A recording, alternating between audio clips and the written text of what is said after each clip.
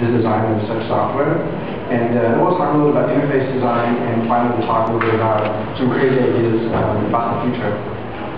Okay, so first, so what is a magic crayon? So a magic crayon is, okay, so who knows Harold and the Purple Crayon? It's this children's book. It's from the 60s, I think. Anyways, Harold has this crayon that he uses. He draws all kinds of things that he come to life.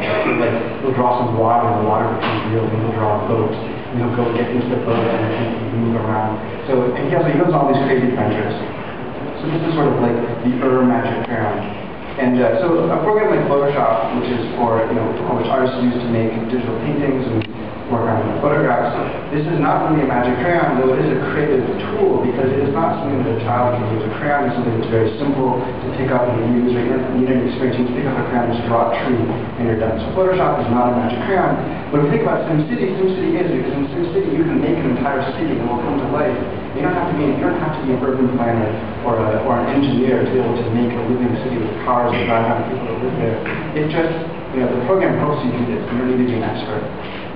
A game like Super Mario Bros. 3, it's very easy to use, like SimCity, but it's not really a magic crayon because it's not a tool that sort of enables player creativity, right? It's a very performative game, but it's not a very creatively expressive game.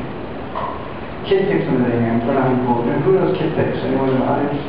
Yeah, KidPix is definitely a magic crayon. It's just like you can make stuff, and then all these wacky things happen. The brush sort of run away from you.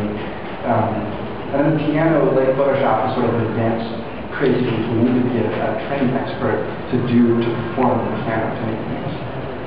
And then the Mii editor on the Nintendo Wii is another great example of something that is a magic crayon, right? With the Mii editor, you don't need to be an expert to make cartoon figures of yourself or your family or whomever. So why is creativity fun?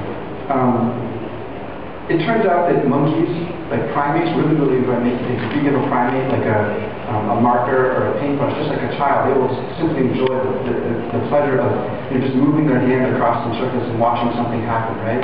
And what's happening is that there's this basic fundamental primate animal and very human pleasure of disproportionate feedback. It's fun to do very little and get a lot back, right? So it's like the pleasure of finger painting when you put your hand to paint and move your hand around. All this stuff happens, you don't do much work, right? Or playing with the ball, you just move a little bit, it bounces around.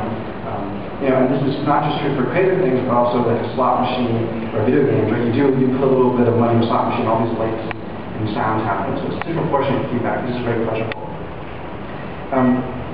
Creativity is also fun because it's also a way to externalize it. Because when you make something, it's unique to yourself. You're sort of externalizing some part of yourself. And so it's this form of sort of exploring yourself by externalizing. And then people also get very emotionally invested in the things that they make, right?